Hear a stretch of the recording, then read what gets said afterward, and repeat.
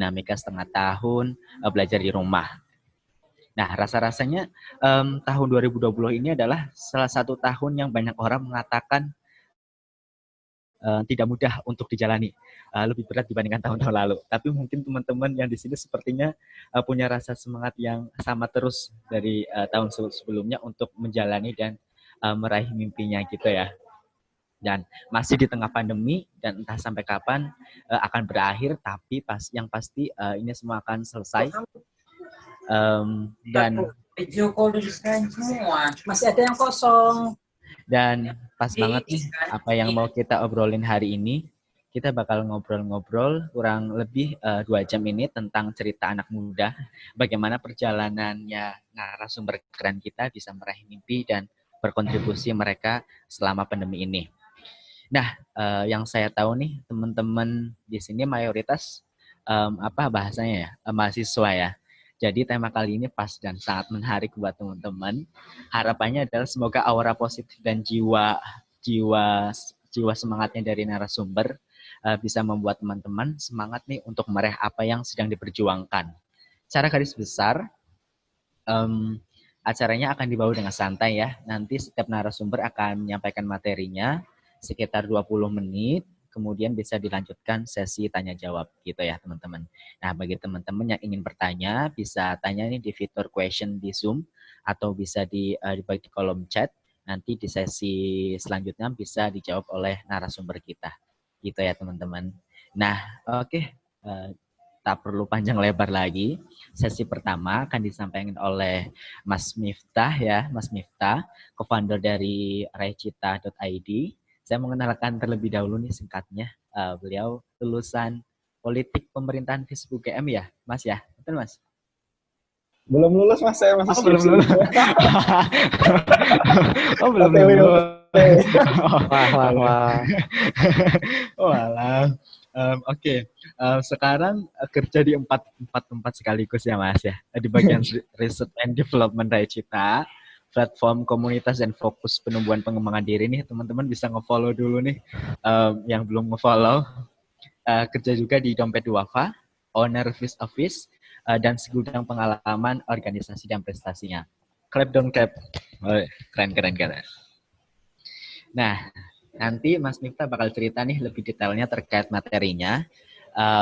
Bisa nanti mungkin ada materi bisa disampaikan di share screen. Bisa dipersilahkan bahasanya disiapkan terlebih dahulu sebelum dimulai begitu.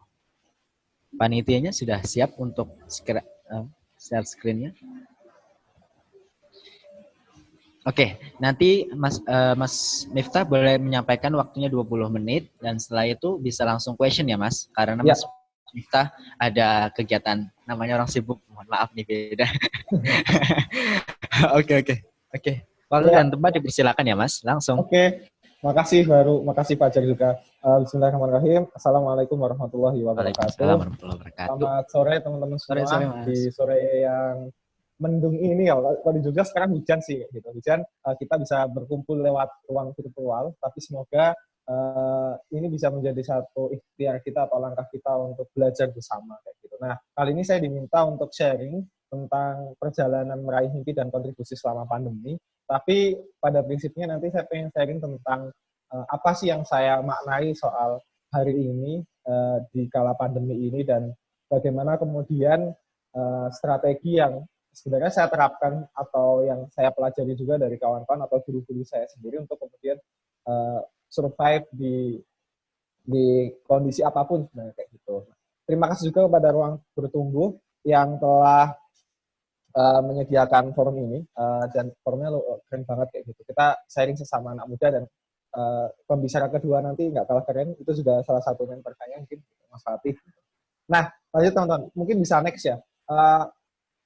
Salah satu hal yang kemudian di dunia ini yang harus kita pahami bahwa tidak ada yang tetap kecuali perubahan itu sendiri gitu. Kalau kata dosen saya gitu. Jadi perubahan itu mesti terjadi dan itu tidak mungkin kita akan selalu tetap dan jadi satu-satunya kepastian itu ya ketidakpastian itu.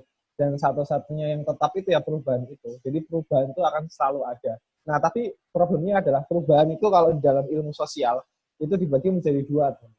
Saya dari jurusan ilmu politik pemerintahan, tujuannya memang studi ilmu sosial, itu perubahan itu dibagi menjadi dua. Ada perubahan yang secara sengaja atau terkontrol, ada perubahan yang tidak terkontrol atau itu di luar kontrol kita, tidak tidak terkendali atau tidak dibuat gitu. Jadi ada yang perubahan itu di-create, ada perubahan itu yang tidak di-create.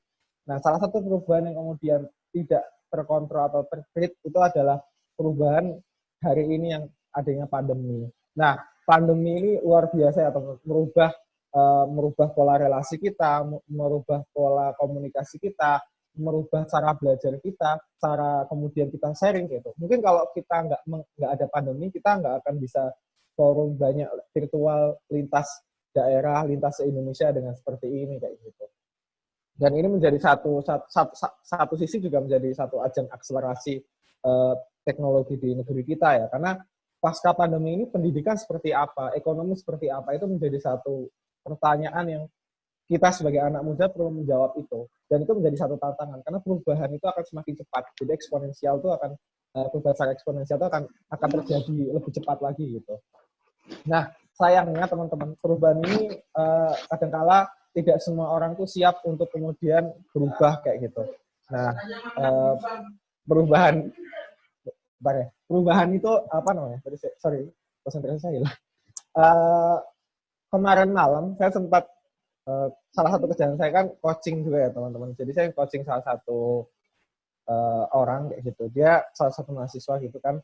Dia kemudian mengeluhkan kalau pandemi ini dia jadi kurang produktif kayak gitu. Karena yang biasanya dia harus kuliah keluar dan dia harus pergi, kemudian dia belajar ketemu dengan orang, tiba-tiba dia semuanya berubah kayak gitu. Semuanya harus serba online dan sebagainya. Pun kebiasaan-kebiasaan yang selama ini dia bangun seperti mungkin habis subuh itu nggak tidur lagi dan sebagainya itu tiba-tiba berubah total kayak gitu. Nah, pada intinya teman-teman, semua orang ketika kita merasakan kita nggak siap dengan perubahan, dan kita sebenarnya itu tidak sendiri. Banyak orang kemudian hari ini itu sama-sama kaget dengan perubahan yang ada kayak gitu. Nah, tapi yang membedakan antara kita dengan orang lain atau kualitas satu dengan orang lain adalah memaknai perubahan itu sendiri dan kemudian melihat sisi lain dari adanya perubahan. Nah, saya ingin mengajak teman-teman untuk melihat satu sisi perubahan gitu, bahwa satu sisi satu sudut pandang lain tentang melihat perubahan.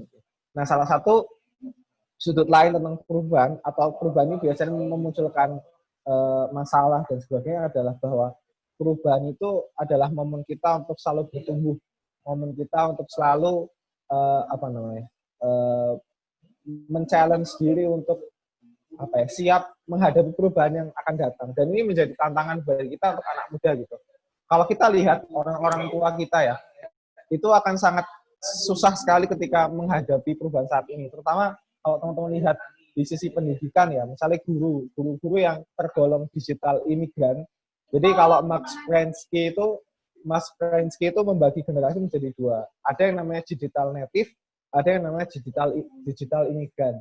Digital native-nya adalah generasi yang memang dia lahir ketika teknologi digital ini sudah ada dan dia menjadi penduduk asli, tanda kutip ya, kan digital native, penduduk asli digital, penduduk asli dunia yang sudah terdigitalisasi. Ya mungkin kita bisa lihat adik-adik kita atau kita itu dengan mudah menggunakan teknologi. Tapi kita jangan lupa juga ada generasi bapak-bapak kita, orang-orang tua kita yang disebut sebagai digital imigran. Dia harus berimigrasi dari satu teknologi ke teknologi yang lain. Kayak dulu mungkin HP itu besar banget kan. Sekarang HP udah layar sentuh semua. Bapak kita atau kakak nenek kita tuh berimigrasi dari satu teknologi ke teknologi lain. Dan itu ternyata mempengaruhi cara belajar dan cara memandang masalah dan cara beradaptasi dengan masalah. Nah, itu poin pertama adalah bahwa perubahan itu akan selalu ada, teman-teman. Jadi, yang paling penting bukan memikirkan perubahannya, tapi adalah menyiapkan diri kita untuk siap selalu belajar dan selalu bisa berhadapan dengan perubahan itu sendiri. Mungkin bisa next. Saya rasa jelas ya. Nah, teman-teman, saya kalau dari saya pribadi, saya mengambil dua hal yang perlu kita menjadi kemampuan dasar kita sebagai anak muda atau sebagai mahasiswa dalam menghadapi masa depan ataupun menghadapi perubahan masa depan. Bisa jadi teman-teman, mata kuliah yang kita pelajari hari ini di kelas, atau mata kuliah atau pelajaran yang kita pelajari hari ini di kelas, itu akan tidak relevan ketika kita bisa lulus. Maksudnya perkembangan teknologi, perkembangan pengetahuan itu akan sangat cepat. Jadi apa yang kita pelajari itu udah beda banget kayak gitu. Nah mungkin kalau saya di ilmu saya sendiri, sebagai di ilmu politik pemerintahan, hari ini kayak artificial intelligence, terus kemudian penggunaan teknologi digital, itu ternyata memiliki dampak yang besar terhadap kehidupan sosial dan kehidupan politik kita. Jadi ada perubahan relasi sosial, perubahan pola komunikasi, dan banyak hal perubahan yang itu men-challenge para ilmuwan politik atau ilmuwan sosial itu untuk memahami perubahan itu. Nah, salah satu kemudian kemampuan yang harus kita miliki adalah kemampuan untuk belajar. Nah, inilah yang kita itu nggak diajari di sekolah dulu. Jadi kita sekolah itu nggak pernah diajari cara belajar. Cuma satu hal yang penting, kita harus tahu terlebih dahulu bagaimana sih pola belajar kita, sehingga ketika nanti kita berhadapan dengan satu kondisi yang berbeda, nah kita akan cepat belajar menyesuaikan atau berhadapan dengan kondisi tersebut. Jadi yang membedakan kita itu adalah kemampuan kita untuk belajar, mental kita untuk selalu bertumbuh, dan mental kita untuk mengambil satu mental kita untuk berani mengambil bukan berani ambil resiko, tapi mental kita untuk selalu berani belajar hal baru. Itu. Nah, mungkin dulu teman-teman di politik pemerintahan itu, saya contoh di jurusan saya aja misalnya, itu nggak pernah menyentuh yang namanya big data dan sebagainya. Tapi hari ini ketika ruang-ruang sosial itu berpindah secara virtual dan data itu menjadi penting, maka kajian tentang big data dalam ilmu politik itu menjadi penting. Pun di kehidupan kita sehari-hari.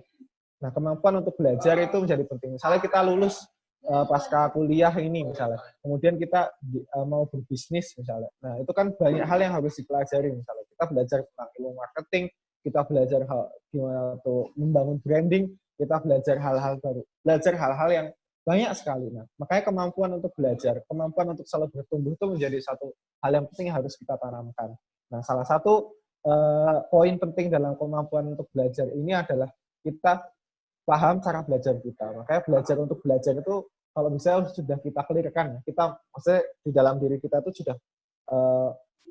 sudah memahami itu gitu, bahwa kita paham cara belajar kita tuh gimana. Ada orang yang belajar itu dari baca buku. Maksudnya karena kan metode belajar banyak kan. Tapi ada teman saya itu yang mungkin termasuk saya juga, belajar itu salah satunya baca buku. Tapi ada teman saya yang memang nggak suka baca buku. Prinsipnya dia ketemu orang. Nah, dia belajar dengan orang lain. Belajar ketemu, memiliki mentor. Nah, jadi dia punya pola belajar yang seperti itu yang menjadi cara belajar utama gitu. Tapi tetap baca buku juga, tapi tetap ketemu. Saya juga tetap ketemu orang lain, mentoring dengan orang lain atau belajar dengan kakak kelas dan sebagainya, itu menjadi satu metode belajar juga. Tapi kita paham cara belajar kita tuh bagaimana, dan kemampuan kita untuk belajar itu sampai mana gitu. Nah, next ya. Waktu ada pandemi ini kan Bill Gates sempat, wah ini ada orang-orang kemudian meng-up lagi video di TEDx yang beliau bicara soal Ebola waktu itu. Nah, kemudian dikaitkan dengan konspirasi. Wah, ini Bill Gates udah tahu nih, jangan-jangan dia yang meng-create virusnya gitu. Nah, itu kan pikiran-pikiran konspirasi. Tapi kalau saya melihat video itu, saya justru melihat dari hal yang lain. Bahwa Bill Gates ini, dia memiliki cara berpikir yang menurut saya bagus banget, yaitu gimana cara beliau tuh membaca tren dan memprediksi masa depan. Jadi Bill Gates ini kan dia melihat satu masalah atau satu case itu waktu itu di Afrika, yaitu Ebola. Endemi waktu itu masih. Kemudian beliau melihat satu celah kelemahan perkembangan teknologi di dunia ini, kita fokusnya terhadap teknologi yang sifatnya itu perang, bangun nuklir dan sebagainya. Tapi kita lupa bahwa ketika ada terjadi kayak endemi atau pandemi itu, manusia itu nggak siap. Nah, beliau kemudian simulasikan. Jadi cara berpikir ada satu case, kemudian disimulasikan menjadi satu hal yang besar. Jadi satu hal yang spesifik, dia kemudian disimulasikan. Enggak, teman-teman di laboratorium dan sebagainya kan mungkin sering, atau teman-teman yang di teknik ya, itu kan sering melakukan simulasi-simulasi. Nah, inilah yang kemudian dilakukan oleh Bill Gates. Saya mengambilnya kayak gitu sih. Jadi yang kedua tuh kemampuan kita untuk membaca tren dan memiliki pola pikir yang yang apa ya, bisa melihat konteks masa depan itu seperti apa sih kayak gitu. Bukan meramal ya. Ini kalau di teman-teman ilmu ekonomi kan ada yang namanya ilmu forecasting ya. Dia melihat tren ke depan tuh kalau kita lihat data itu seperti apa. Nah, kemampuan kita memiliki cara berpikir yang rasional dan mengambil melihat peluang yang tidak dilihat orang lain itu menjadi penting. Itu sih. Jadi dua hal itu teman-teman yang saya ambil pelajarannya dari untuk beradaptasi dengan perubahan yang terus-menerus dan kita gimana survive untuk meraih mimpi kita misalnya kala pandemi ya itu pertama adalah kemampuan untuk belajar. Jadi kita nggak takut untuk belajar hal yang baru. Kita nggak takut untuk menghadapi hal yang baru karena kita memiliki kemampuan belajar. Nah, kemampuan belajar ini menentukan seberapa adaptif kita terhadap perkembangan zaman. Yang kedua adalah ini tren bisa membaca tren, membaca kondisi gitu, membaca masa depan tuh dari kejadian yang hari ini kayak gitu. Nah, kemarin kalau di teman-teman saya sempat diskusi sama teman-teman, ini gimana nih pendidikan pasca pandemi misalnya atau ekonomi pasca pandemi ini, apa yang kemudian akan terjadi ketika itu. Kita coba analisis misalnya kayak gitu. Contoh ya. Nah, dua hal itu sih teman-teman yang penting untuk kita punya di masing-masing diri kita. Next. Nah, salah satu pertanyaan yang ada ditunjukkan dari panitia adalah gimana menyusun mimpi selama pandemi. Nah, menurut saya tidak ada bedanya ketika kita menyusun atau menyusun mimpi baik ada pandemi ataupun nggak ada pengaruhnya gitu. Cuma pandemi ataupun perubahan ini adalah yang men-challenge kita untuk mencari strategi baru untuk meraih mimpi kita dan melihat lagi konteks mimpi kita itu gimana kayak gitu. Karena kan menurut saya kalau ini bicara soal life plan ya. Apakah life plan itu harus saklek dengan apa gitu? Menurut saya enggak. Kita tetap kita tuh bertambah, terus kemudian pengalaman kita itu bertambah, maka bisa jadi kita akan merevisi life plan kita itu bisa jadi. Tapi nggak mudah, maksudnya nggak semudah itu merevisi. Tapi intinya bisa direvisi. Nah, intinya teman-teman pandemi ini tuh menjadi challenge kita buat mengubah strategi kita untuk meraih mimpi-mimpi kita atau target-targetan kita itu. Jadi gimana kita memiliki strategi untuk meraih ke sana. Gitu. Kita pikirkan lagi konteksnya hari ini. Misalnya kita baca tren, misalnya laporan dari World Bank atau laporan dari hasil riset dari pola perubahan konsumsi di masyarakat. Misalnya ketika kita bicara soal bisnis misalnya ya. Karena terakhir data yang saya baca itu tentang ternyata tren ketika pandemi itu kayak produk es krim itu menurun gitu. Terus produk frozen food tuh naik misalnya kayak gitu atau apa gitu. Itu kan kita bisa tahu ya dari hasil riset kayak gitu. Nah, itu misalnya ya kalau misalnya kita bicara di bisnis atau ketika teman-teman pengen jadi akademisi misalnya atau menjadi profesional, kalau di akademisi mungkin kita harus melihat peluang keilmuan apa yang kemudian belum banyak dikaji sama orang, kita di jurusan masing-masing sama kita bisa ambil spesifikasi apa gitu. Dan trennya ke depan seperti apa. Kayak teman saya kemarin, saya diskusi sama salah satu dosen Unpad, beliau spesifikasinya ada di jurusan itu agribisnis, tapi beliau bicara soal big data di bidang pertanian, di bidang artificial intelligence di bidang pertanian dan sebagainya gitu. Jadi spesialisasi beliau di sana kayak gitu. Itu menarik sekali sih pengembangan UMKM dan sebagainya. Nah, kemarin saya sempat diskusi sama beliau tentang hal itu. Next. Itu sih. Nah, saya pengen nambahin satu sisi sih teman-teman. Ini kan bicara soal anak muda ya. Ini saya diambil dari salah satu podcast Mas Iqbal nggak salah. Nah, itu tentang peta kehidupan manusia. Ini waktunya masih nggak ya, moderator? Masih 6 menit. Oke. Nah, masih 6 menit ya. Nah, saya pengen berbagi teman-teman karena ini bicara soal mimpi, soal cita-cita, soal kontribusi dan sebagainya. Nah, saya pengen mengasih satu perspektif tentang jalan hidup atau peta kehidupan seorang manusia dilihat dari manusia-manusia yang punya karya yang besar. Nah, kita lihat dulu dari ke depan, maksudnya dari usia 40 sampai 50 tahun. Nah, kalau kita sebagai seorang muslim, teman-teman tahu ya, bahwa Nabi Muhammad SAW itu diutus menjadi seorang rasul itu di usia 40 tahun. Soekarno itu proklamasi kemerdekaan Indonesia itu usia sekitar 40 sampai 50 tahun. Muhammad Hatta juga. Tokoh-tokoh besar itu kemudian memiliki karya besar itu adalah di usia 40 ke atas. Kalau contoh hari ini mungkin teman-teman tahu Mbak Najwa Shihab, Mbak Nana lah kayak gitu. Najwa Shihab tuh punya narasi TV itu usia sekitar 40-an tahun kayak gitu. Pun Panji pun juga ya. Panji itu jadi komika yang terkenal tuh mungkin terkenalnya di usia segitulah kayak gitu. Nah, jadi usia 40 sampai usia 50 tahun itu adalah usia keemasan dari seorang karya seorang manusia kayak gitu. Karena kalau kita lihat tokoh-tokoh besar itu rata-rata ya teman-teman. Itu di usia 40 sampai 50 tahun kayak gitu.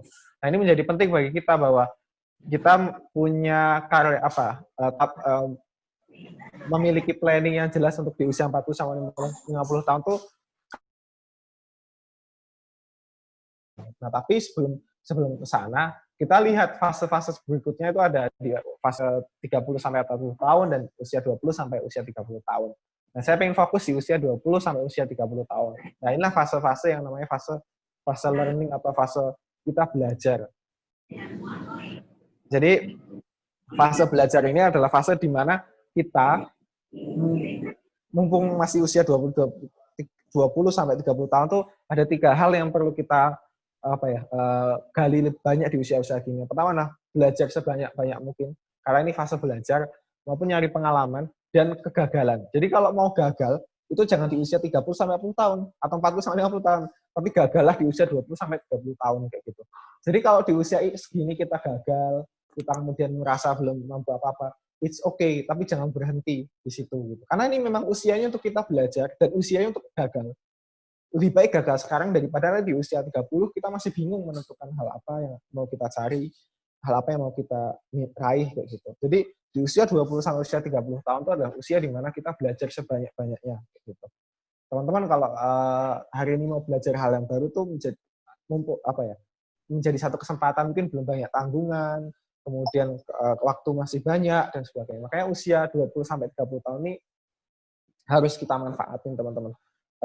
Dan ada 3 hal tadi, kegagalan, pengalaman, sama pengetahuan. Nah, kegagalan ini nggak harus kita gagal juga ya. Maksudnya, terus kita mencoba menggagalkan diri, nggak juga. Maksudnya, ketika kita mencoba hal baru dan itu kemudian gagal, it's okay. Atau kita punya satu mimpi, kemudian yang mau diraih di usia 20, karena ada perubahan pandemi ini, semua rencana kita berubah, kemudian kita it's okay, nggak apa-apa. Karena di usia ini memang tempatnya kita untuk belajar dari kegagalan. Gitu. Jadi, ketika kita hari ini belum mampu untuk memiliki hal-hal yang apa-apa kayak itu nggak apa-apa. Dan jangan membandingkan dengan orang lain. Karena di usia 20 sampai usia 30 semuanya tuh bingung. Ini menurut saya. Maksudnya orang-orang tuh bingung juga, kayak bingung dengan dirinya sendiri juga, mungkin mulai pertanyakan hal kalau di istilah psikologi kan ada namanya quarter life crisis gitu. Ini masa-masa kayak gitu. Habis lulus mau ngapain, mau nikah usia berapa, nah, gitu. Dan kesalahan kita ini adalah seringkali kita membandingkan dengan orang lain. Apalagi membandingkan dengan yang ada di media sosial. Kita membandingkan kehidupan real kita dengan kehidupan di media sosial. Padahal di media sosial itu kan kita yang diupload kan hal-hal tertentu. Dia nggak bicara soal seluruhnya tentang perjuangan dia atau hal-hal yang lain dia kayak gitu. Tapi kita seringkali membandingkan dengan hal yang nggak apple to apple lah bahasa kayak gitu. Tapi coba bandingkanlah diri kita dengan masa lalu kita. Misalnya kita udah berproses banyak hal kayak gitu. Nah, usia-usia 20 tahun ini tadi yang pertama adalah selain gagal ini di waktu-waktu ini adalah time is your best asset. Jadi aset terbesar kita ini adalah waktu, karena kita dengan waktu yang ada ini kita bisa mencoba banyak hal. Terus kemudian kalau nanti mungkin di usia 30 sampai 40 tahun ke atas kita udah nggak bisa lagi mencoba hal-hal yang baru atau gagal karena tanggung jawabnya udah banyak. Saya yakin usia 30 sampai 40 tahun itu kan bukan usia yang apa-apa ya. Itu ya teman-teman. Jadi secara singkat itu. Nah, jadi jangan bingung juga kalau kita bingung gitu.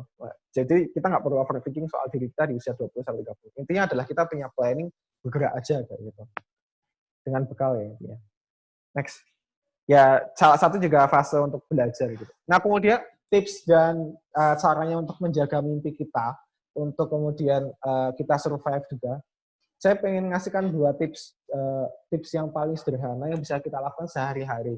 Yang pertama adalah teman-teman coba bikin yang namanya jurnal syukur. Mungkin teman-teman bisa lakukan itu di pagi hari, kayak bukan diary, ya bisa jadi diary sih. Tapi kalau saya lebih sukanya menyebutnya jurnal syukur. Karena setiap pagi, coba teman-teman tulislah apa yang teman-teman bisa syukuri hari ini, kayak gitu. Karena kalau saya sebagai seorang muslim itu, ketika kita bersyukur, maka Allah akan tambahkan nikmat gitu. Nah, itu salah satu caranya ya, kita nulis syukur. Jadi, ketika kita mulai hari dengan bersyukur, otomatis hari kita akan mulai dengan hal yang positif dan produktivitas kita itu akan naik. Jadi kunci produktivitas itu menurut saya ada di pagi hari. Ketika pagi mood kita udah jelek, mood kita berantakan, terus kita gagal menata, biasanya hari itu juga kita nggak produktif gitu. Jadi bikinlah jurnal syukur teman-teman, menuliskan apa yang kita syukuri, apa yang kita syukuri hari ini, dan kemudian apa yang kita cemaskan misalnya. Jadi jujurlah terhadap diri sendiri itu menjadi penting. Jadi nanti kita bisa evaluasi gitu harian gitu. Terus next. Nah, terakhir nih tips yang sederhana sih, itu kaidah 20 menit setiap pagi. Nah, 20 menit tadi jadi 20 menit ini bisa dibagi banyak hal ya. Kamu bisa nulis, maksudnya sediakan waktu untuk 20 menit aja mungkin sehari. Pertama buat nulis jurnal syukur. Kalau teman-teman masih sisa waktunya ya, kamu gunakan olahraga kecil-kecilan atau apapun kayak gitu. Contoh gitu. Dan teman-teman rencanakan hari. Nah, sebenarnya selain nulis jurnal syukur ya, 20 menit ini penting untuk merencanakan hari ini kita mau ngapain. Nah, kalau bicara soal manajemen waktu, itu bukan soal membagi waktu. Kalau saya ya. Tapi gimana membagi secara emosi kita tuh untuk melakukan satu pekerjaan dan meninggalkan pekerjaan lain. Jadi ada pilihan yang harus kita pilih untuk, misalnya saya ngisi hari ini, saya harus meninggalkan kerjaan produksi saya dengan teman-teman saya kayak gitu. Tapi saya harus fokus kayak gitu. Intinya saya membagi emosi saya untuk fokus di sini kayak gitu. Jadi lebih kepada bukan hanya sekedar membagi waktu, tapi membagi secara emosi itu siap untuk itu. Jadi kita tahu energi kita tuh sejauh mana. Nah, mungkin itu ya teman-teman sedikit cerita tentang di pandemi dan apa yang saya maknai. Semoga bermanfaat. Terima kasih. Oke, terima kasih Mas. Banyak sekali inputan sih Mas. Karena salah satu poin-poin yang tadi dijelaskan adalah apa yang sedang terjadi saat ini dengan saya pribadi gitu loh Mas. Terkait yang kita cenderung untuk pengen balap lari dengan orang lain gitu. Kita suka membandingkan diri gitu kan di sosial media. Nah, kali ini sebenarnya tanya sih Mas, terkait dengan 20 menit setiap pagi tadi, kalau misalnya di bahasan manajemen itu manajemen energy not time gitu ya Mas. Memang bukan waktu yang diolah, tapi energi kita untuk bisa mengolah itu kan. Nah ya benar banget. Karena waktu kan udah nggak bisa diatur. Betul lah, 24 jam gitu. Ya, yang diatur diri kita dan energi kita yang diatur. Oke, betul. Gimana sih Mas, impact Mas sudah ngelakuin itu berapa lama dan gimana impactnya itu Mas? Berapa lama ya? Saya lupa ya. Tapi kalau kebiasaan menu sudah lama ya, jelas. Ya impactnya banyak hal sih. Jadi saya sendiri bisa kemudian tahu hari ini harus ngapain aja. Terus kalau memang lagi capek ya udah istirahat. Jadi impactnya sih menurut saya membantu kita untuk lebih produktif sih. Maksudnya lebih maksimal dalam menjalani hari gitu. Jadi saya kayak gitu dan enjoy gitu. Tapi kalau misalnya memang lagi suntuk, lagi stres dan sebagainya, memang kadang-kadang nggak terkontrol. Tapi itu wajar. Manusia itu oke ya Mas. Alamiah, it's okay. Manusia itu ya itu. Kalau nggak pernah stres, nggak pernah sedih, nggak pernah capek, itu bukan manusia. Bener. Itu ya. Bener. Jadi kita harus satu sisi juga kita wajar juga dan memahami bahwa ya kita punya batasan. Oke, benar. Ini Mas, lanjut ke question ya. Ada yang bertanya nih dari Avi. Isim bertanya, Kak, bagaimana cara Kak Miftah buat menghadapi hambatan atau kegagalan yang sering muncul selama dalam proses Kak Miftah berkarya selama masa pandemi ini? Dari Kak Avi. Gimana caranya? Apa tadi? Ulang. Bagaimana cara Kak Miftah buat menghadapi hambatan atau kegagalan yang sering muncul selama dalam proses Kak Miftah berkarya selama masa pandemi ini? Yang pertama jangan berhenti. Walaupun gagal, ya Ya, jangan berhenti karena cukup cukup ketika kita gagal memang atau ada hambatan. Jadi pertama gini, gagal sama hambatan itu dua hal yang berbeda yang pertama harus dipahami. Kayak gitu. Atau ada masalah. Jadi kalau saya jadi gini, pertama yang perlu dipahami bahwa kita mengubah perspektif kita tentang masalah atau tentang kegagalan atau tentang hambatan. Jadi kalau aku pribadi yang belajar mungkin dari teman-teman saya juga gitu, dari teman-teman saya melihat masalah itu bukan sebagai masalah, tapi ketika kita dapat masalah itu adalah momen kita untuk bertumbuh, untuk berkembang. Coba kalau kita nggak ada masalah, kita nggak akan banyak belajar juga, kita nggak akan banyak bertumbuh gitu. Kalau ini lagi-lagi kontekskan dalam misalnya teman-teman di satu lembaga atau satu bisnis gitu, teman-teman ada masalah misalnya di internal. Ketika teman-teman bisa menyelesaikan masalah ini, maka teman-teman akan bisa masuk ke level berikutnya. Jadi melihat pertama perspektif bahwa masalah ini adalah momen kita untuk bertumbuh. Jadi yang dilihat itu positifnya, bukan negatifnya. Itu yang pertama.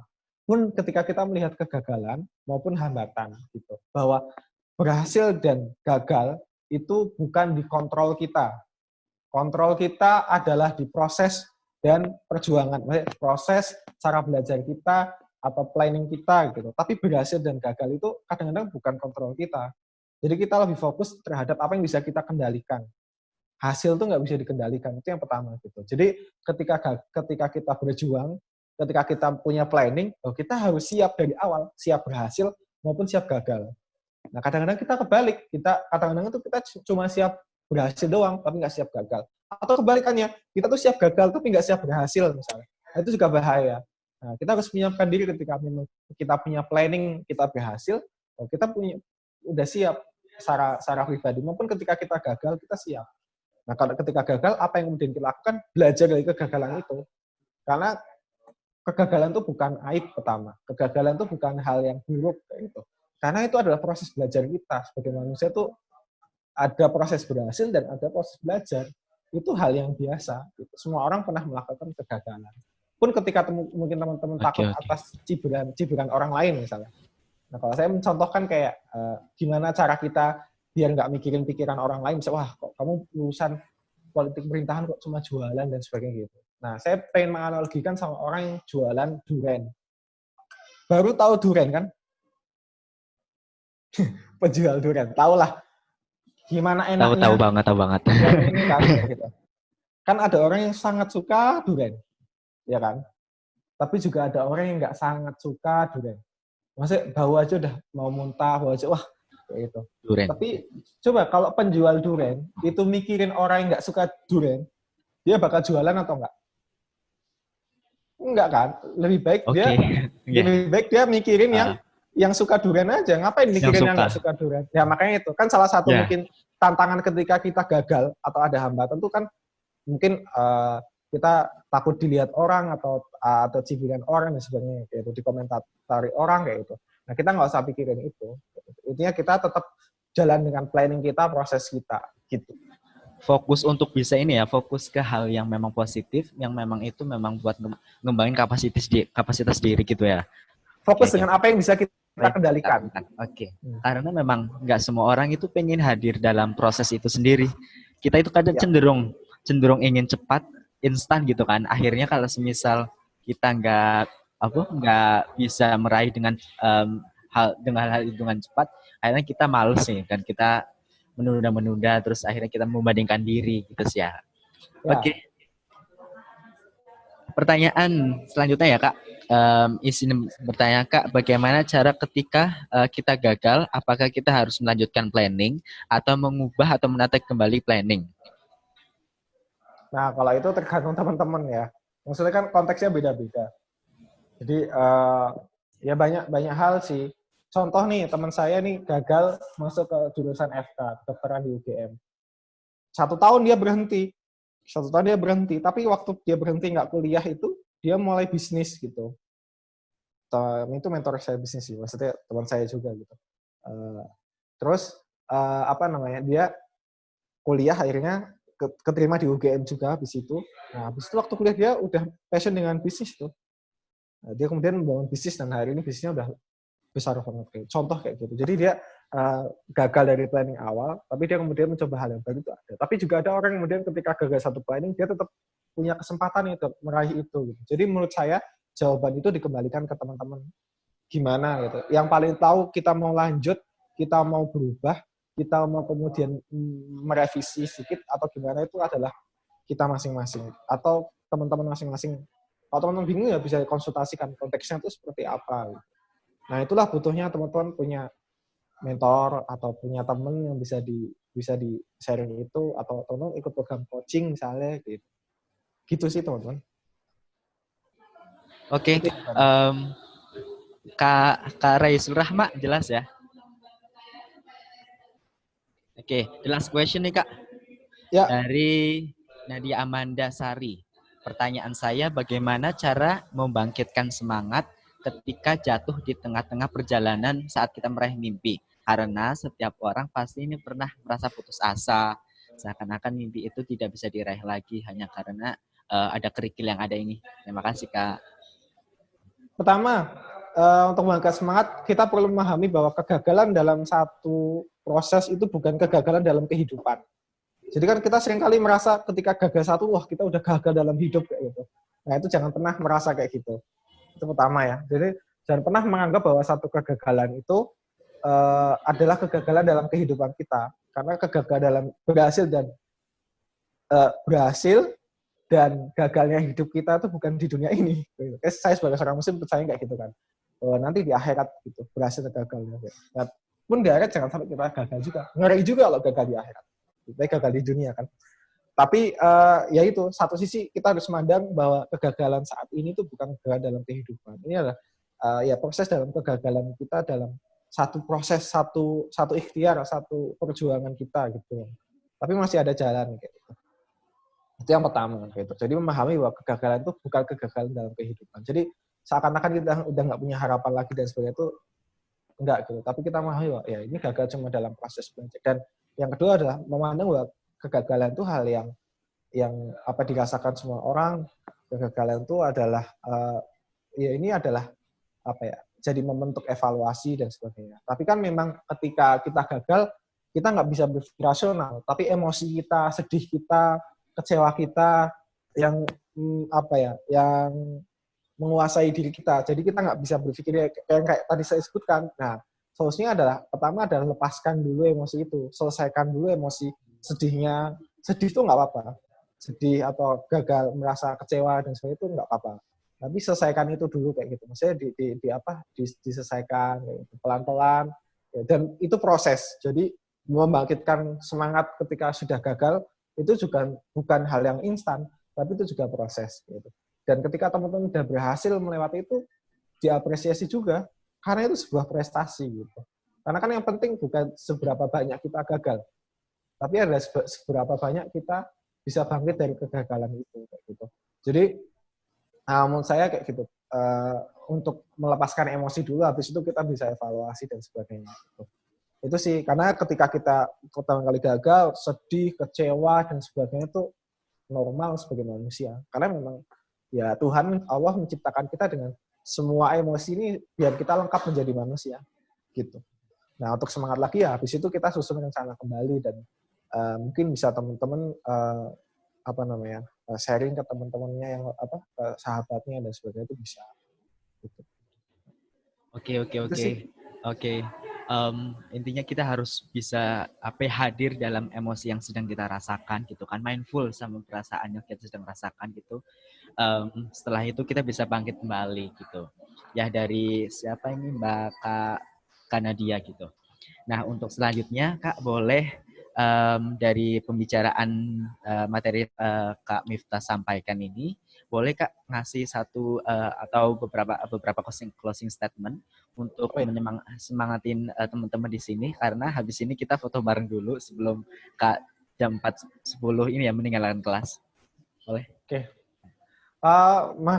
Terima kasih teman-teman Ruang Bertumbuh dan teman-teman semua yang sudah menyimak.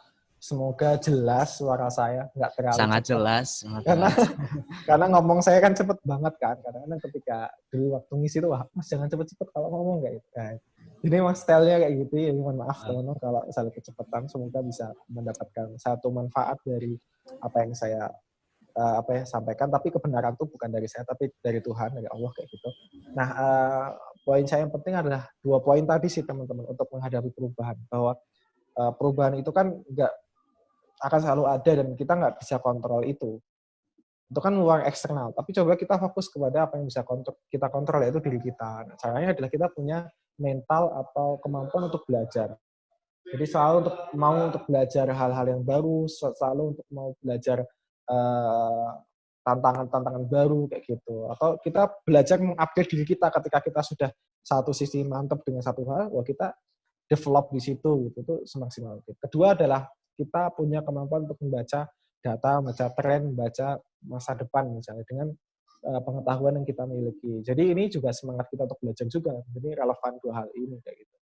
Jadi gimana kita bisa survei, misalnya teman-teman pasca lulus mau ngapain nih gitu kan, atau hari ini misalnya teman-teman mau merintis bisnis atau startup kayak gitu, apa yang kemudian bisa teman-teman gali di situ, kan bisa baca tuh tren-trennya kayak gitu. Jadi kita ketika mengambil satu keputusan di dalam hidup kita itu tidak sembarangan, tapi berdasarkan data, berdasarkan pengetahuan, berdasarkan pengalaman kita atau pengalaman orang lain.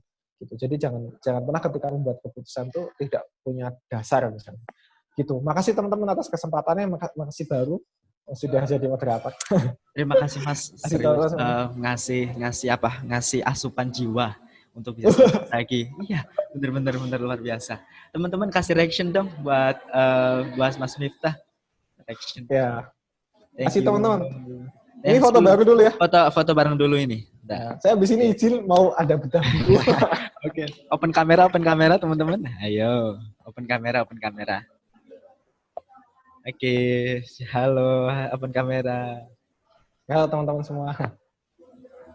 Jadi jelas kan kalau lihat gini. Oke, saya Aba-Aba dari sini ya teman-teman. Oke, Mas Fajar. 1. Sudah semua ini? Belum mulai? Iya. Ada yang belum? Sudah semua. Jarang-jarang loh apalagi 1 frame sama Kak Miftah. Enggak ya? Slow. Iya, mumpung online. Oke. Oke, 1, 2, 3.